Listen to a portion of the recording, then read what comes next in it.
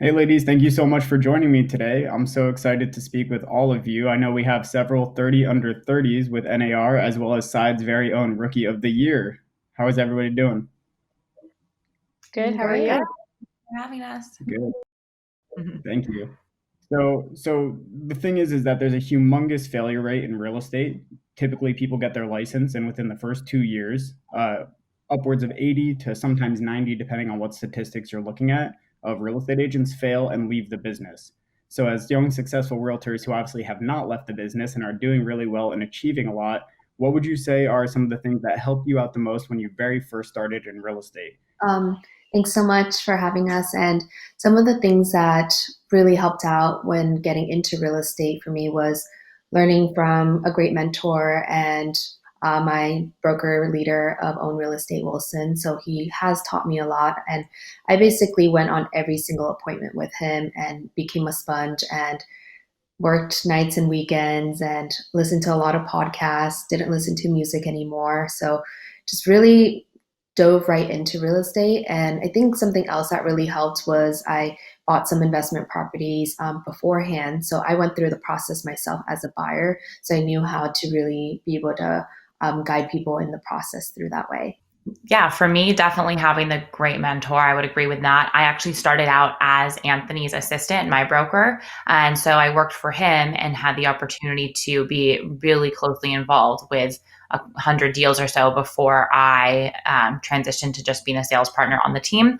And that was just so valuable. And when I got started, actually a couple of years ago, like Jenny and Sarah said, I also had a great mentor, Brett Jennings. Also, I started off as an ISA, so I was the one calling and following up with everybody's pipeline and all the new leads coming in. So I was actually getting the marbles out of my mouth. I was learning the scripts and going on appointments with other agents and just kind of listening to them. And like Jenny said, I was really just a sponge and learning absolutely everything I could. And just being with such great people on the team, nobody wants to see you fail. So that's really kind of where I learned quite a bit of the stuff that I know today. That's really awesome. It's cool that each of you have your own unique thing kind of introducing you into real estate, and that's probably helped propel you in so many ways, right? I mean, I think ISAs are so important, but no one even knows what an ISA does necessarily or how they even go about doing it. And everyone knows obviously how important a really good executive assistant is who can really push the needle forward. And then Jenny, having gone through the process, you can definitely be sympathetic and empathetic with your buyers, obviously, whenever, they're maybe experiencing it and you're like, hey, like I've done this too, don't worry, and you can give them that helping hand. If you could go back and give yourself one piece of advice for starting out, what would you tell your younger self to help you be either more successful or as successful now? What do you think you'd go back and tell yourself? Yes, don't be penny wise and pound foolish. Because, if you're focused only on the money and how much is this going to cost at the end of the day, who are you really helping? Yourself, your pocketbook, or the clients that we're here to serve? So, if I can go back and tell my younger self that, that would be one of the things that I would tell myself and everybody else.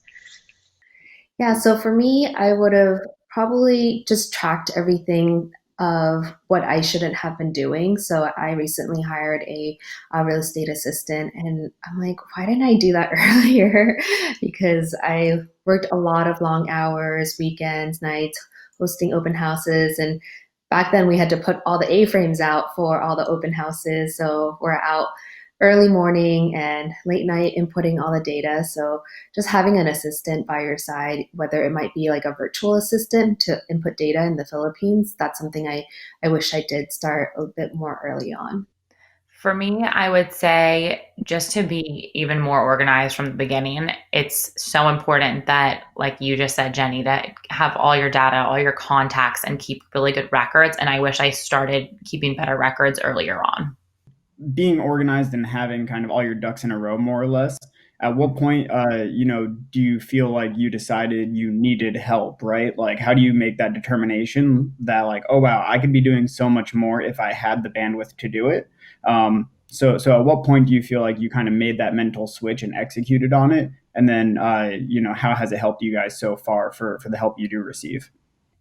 And my executive assistant today is just completely it's so invaluable to me. I don't know how I could have done 20 deals this year without him, and that's a lot for my market. I think that it's hard to get over that hurdle, and I get that. When I started, my first assistant was probably 3 years ago, and she was 20 hours a week, $20 an hour, and I would Venmo her. And that was a really easy way to kind of get my feet wet with getting used to having that expense. And then all of a sudden I needed her 25, 30, 40 hours a week. I had to have her. I had listings that had to be shown. And you realize you actually really can't, you think you can't afford to have an assistant, but you can't afford not to have one, because you're just going to be opened up to doing so much more business when you can be in two places at once. So, Sarah, when did you feel like you were actually able to make that mental switch that you knew you needed to actually get the assistant and have it implemented? Probably about 3 to 4 years in total, but maybe only a year and a half after really being full-time on my own in real estate. And Anthony really helped push me, my broker, to do it, because it's not an easy leap, especially when you're 24, 25 years old, to all of a sudden hire an assistant when you just were one yourself almost. So having that push really helps. And then things start snowballing and you realize you need a lot of help. Yeah, well, it's probably good that you kind of were just fresh out of it, right? Because you knew the expectations and you kind of knew all the responsibilities and stuff that you expected. So you truly knew the value that you could get out of it. Jenny, you mentioned that you have an assistant as well. When did you make that mental switch, and how has that changed or impacted your business? Yeah, honestly, it was pretty tough to do the mental switch in the beginning because I wanted everyone to be taken care of and being able to. I thought all my clients would need to expect me there and just be on all the calls and everything. So it was actually Wilson, like, you've hit over 4 deals a month, so it's time for you to look for hiring an assistant. So we'll be able to help cover half of the assistant. So it actually took an outside person to really help give me that push. But now, like, seeing that, like, I've been able to build a coaching program and do a lot more.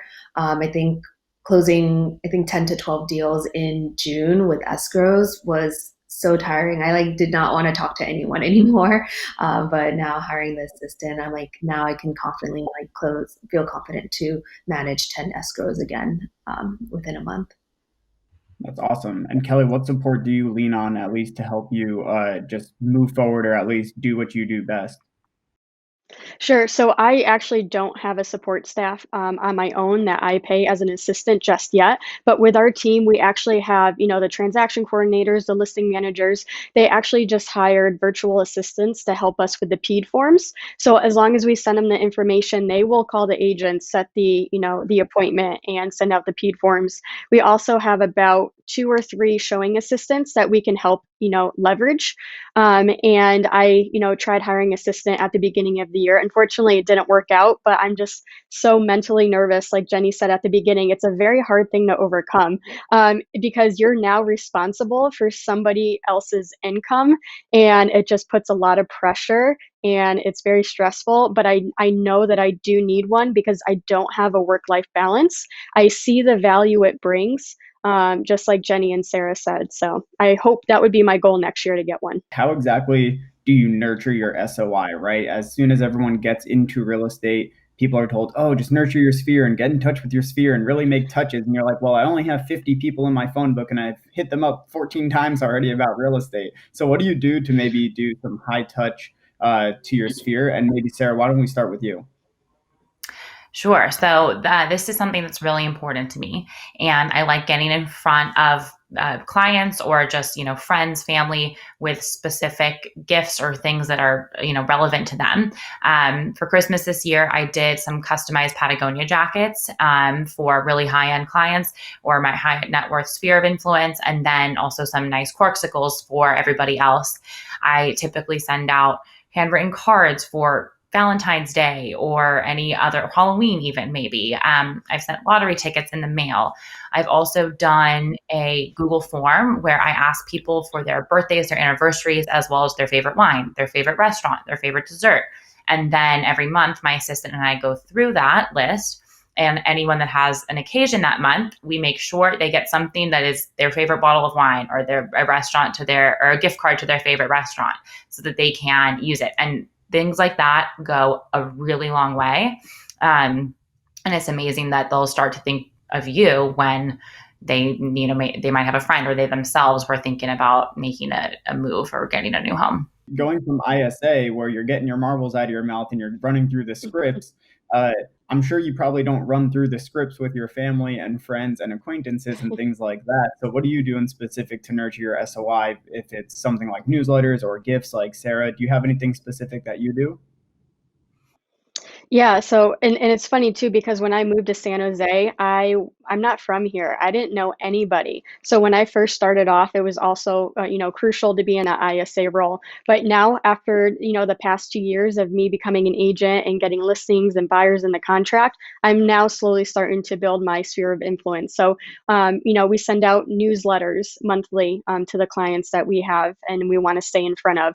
We also have a mailer, a little postcard that we send out to be in front of everybody as well.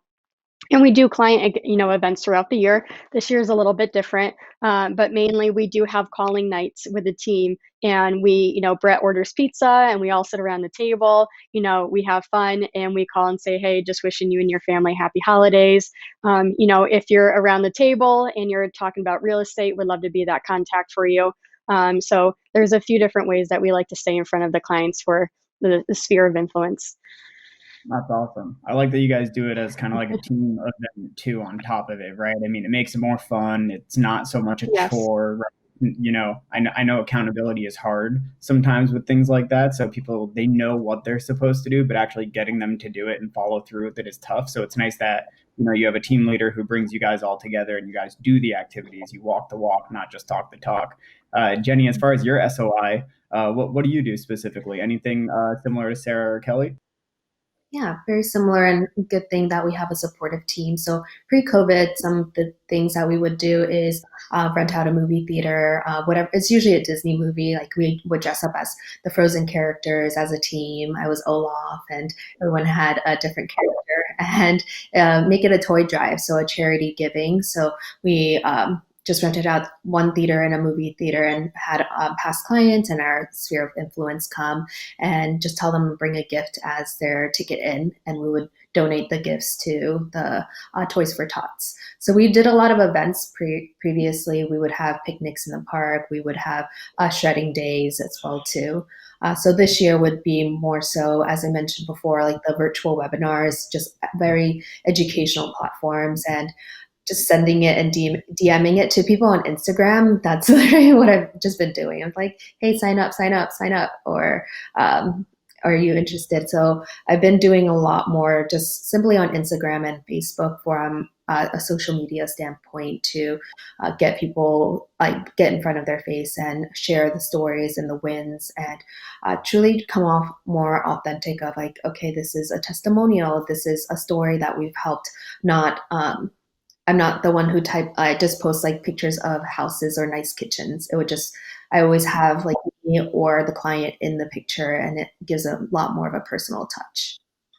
That's awesome. Yeah, I think realtors love to talk about real estate, and everyone that they know already knows they're a realtor. So you can't just hammer them with pictures of houses and just sold and things like that. You do have to pepper in those personal things. I also think it's great that you're canvassing via social media, even if it's a no. A no is not really a no, right? It's a not right now, and I feel like that's a huge thing. Is you're not just soliciting and trying to get them. It's like, hey, I'm just doing educational events, and I'd love to give you free education if you're up for it. Some of these things obviously cost money, right? Some are more expensive than others.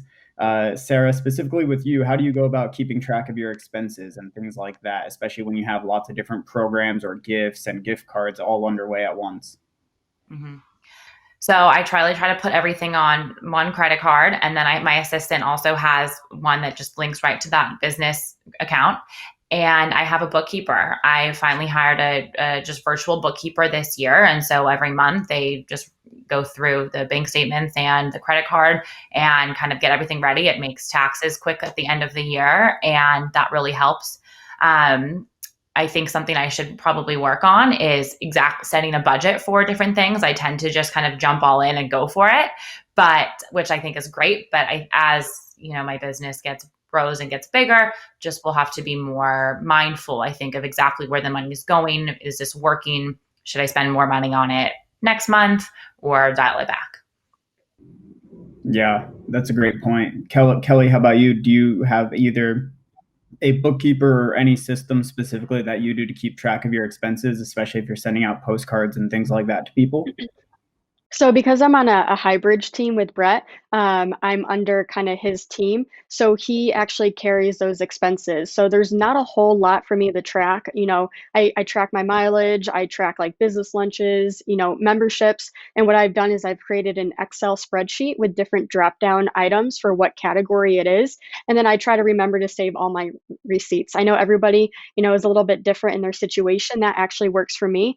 But again, being on the team with Brett, there's a lot of costs that are being covered on his end that they take care of, and it just gets done automatically. That's awesome. Jenny, how about you? Similar to Sarah and Kelly, do you have like either shared team expenses and or like your own bookkeeper for your specific expenses that you handle? Yeah. So one of my biggest recommendations is set a goal for yourself to actually buy a house. And I went through buying a house, buying investment properties, and the mortgage broker will force you to do your P&Ls. So that actually put me on track because I got a house in July and bought a few more rental properties out of state. So having my assistant, she's my bookkeeper, she does everything for me. So she really helped. I just give her my credit card statement. So one thing I do recommend for all of real estate agents is to incorporate yourself as well too, because then you can have a lot more write-offs and tax deductions and open a business credit card similar to Sarah, so that you're just charging everything to a card, and just makes it very simple. So all the expenses are just on the business credit card line. So Jenny, a few times so far today, you've brought up something that I think I'd like to touch on, which is an investment property, right? And investments. And I know that you specifically have a portfolio of investment properties. People might feel priced out of California, or they're not exactly sure where to start. What advice would you give to someone who maybe is looking to start either a portfolio or even just get their foot in the door into the buying process by buying, out of state or something cheaper elsewhere? What advice could you give in that regards?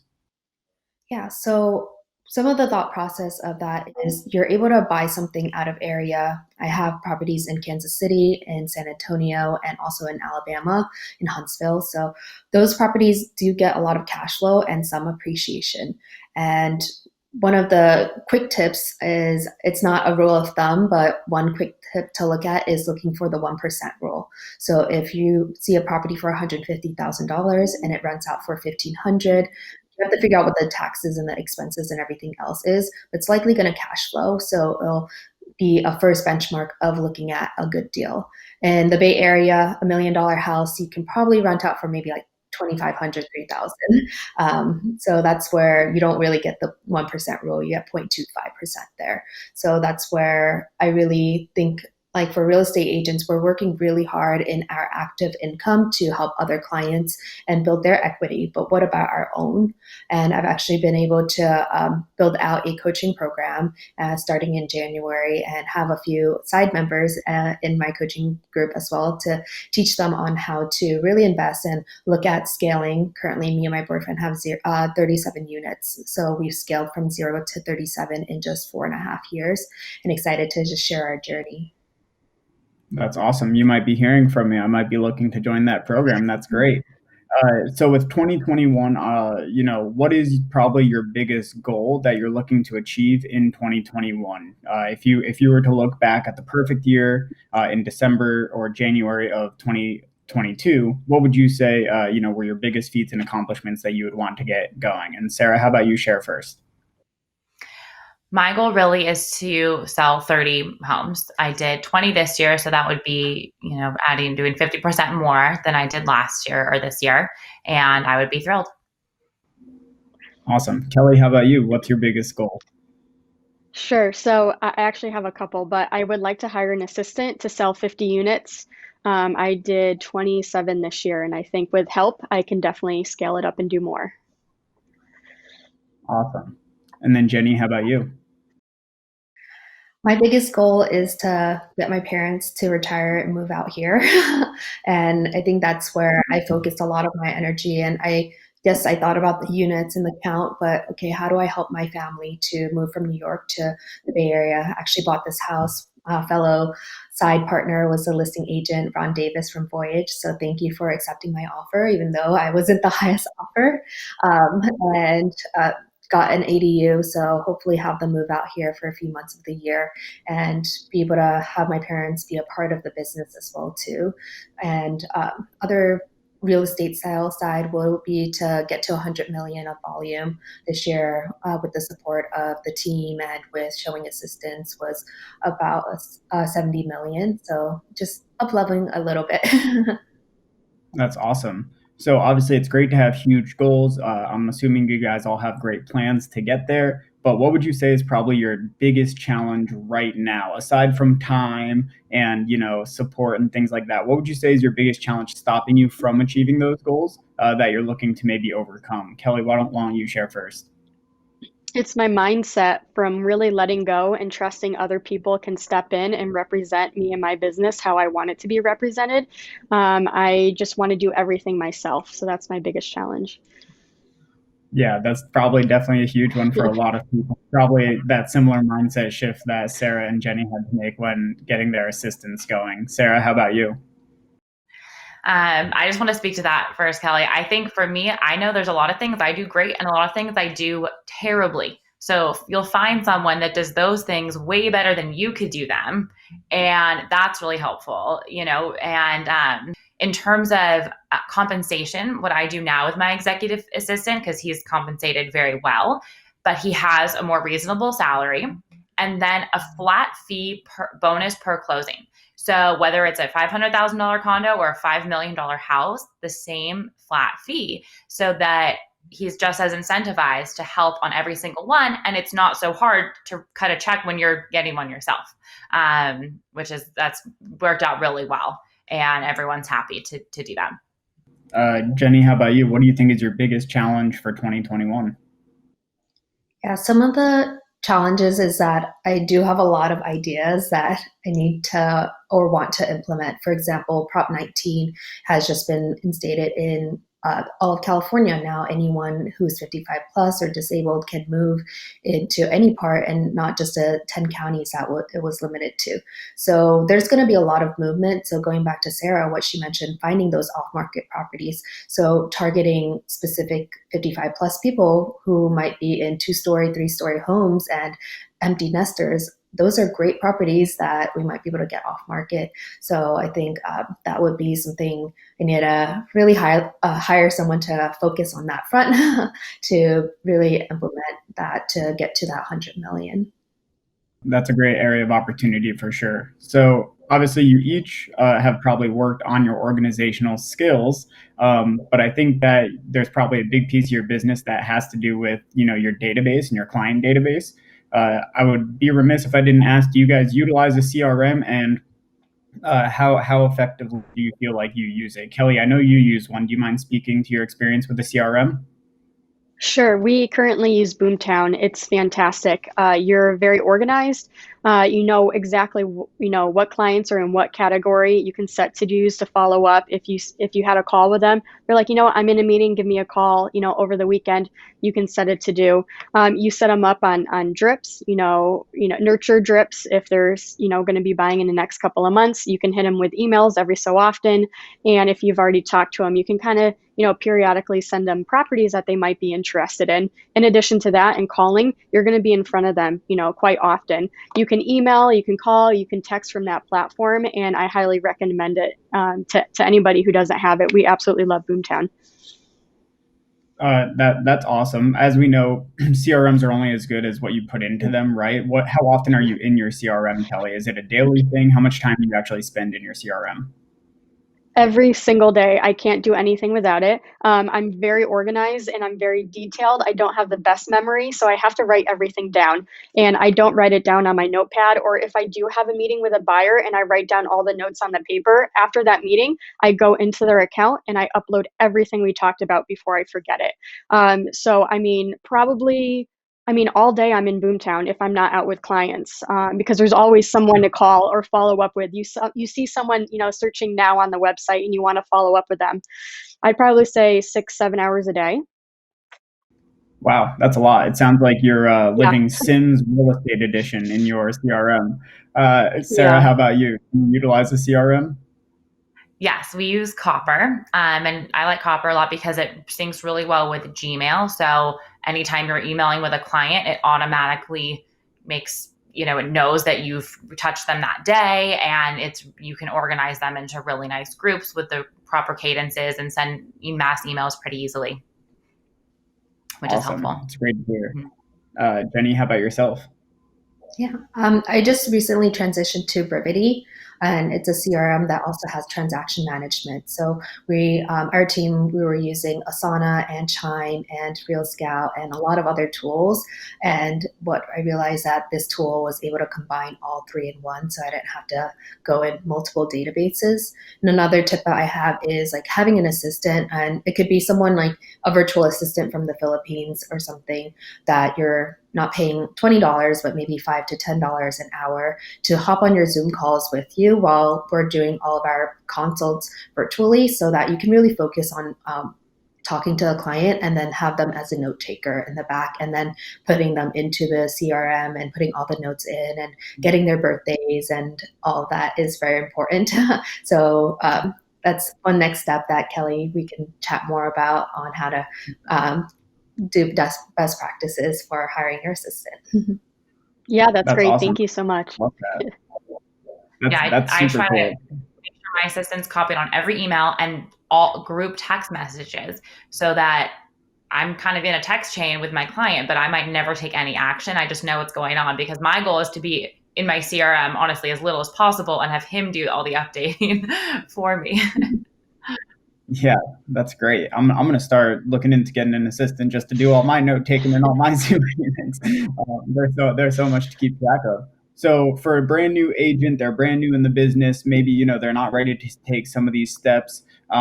Sarah, what would you say is absolutely number one must use tool that they need to start adopting in order to start generating some success for themselves? I would say definitely adopt a CRM, a spreadsheet, anything like that, where you are keeping everyone's information, contact information, emails, birthdays, and then having a cadence where you're following up with them and following up with those special moments in their life that have nothing to do with real estate. I mean, CRM, I feel like it would be my response, and I'm just trying to think of what other tool would be good besides having a great mentor. But We tend to overthink things sometimes and want to get too fancy, and all you really need is your phone, and you can go. that's true. Yeah, having your phone in a good like spreadsheet, even in Excel, just to write notes down, just like the basics, like Sarah said. Something to keep you organized and remember the last conversation you had and what the next step is, because you don't want to, not follow through on a conversation, and that looks bad. So just your basic note taking and cell phone, Excel spreadsheet. Sounds like going back to the basics truly does work, and that's why they are the basics, right? Jenny, how about you? Anything other than what Sarah and Kelly shared as far as their number one must use tool for like a brand new agent? Like if someone got their license today and wanted to get rocking in the business? Yeah. So I actually heard this riddle from an Uber driver, and he's like, "What is the most expensive or valuable piece of real estate out there?" It's like, I don't know, like the Taj Mahal or or something crazy, but it's actually right up here. It's your brain, and that's the biggest tool set that I would say is something that you can keep growing and building and taking the knowledge, being a sponge, learning from your mentor, and listening to a lot of podcasts of successful real estate agents, and listening to conferences like this, like go on all the pre-recorded conferences and learn from the success of other people. So I would just say keep sharpening your biggest tool set, which is your brain and your mindset. And I really believe in like affirmations as well too, of like being confident. Like I remember getting 30 under 30, but I took a class. I wasn't even licensed yet, and I would just stand up and say, "I'm Jenny Locke, and I'm 30 under 30. I'm Jenny Locke. I'm 30 under 30." So that was when I was like 23, 24, and got the 30 under 30 last year. And grateful that there's some other 30 under 30s here too. Yeah, that's awesome. I definitely have to be self-manifesting in a lot of ways to make things happen. Thanks, Ryan. Thank Thanks, you. ladies. It was a pleasure being here.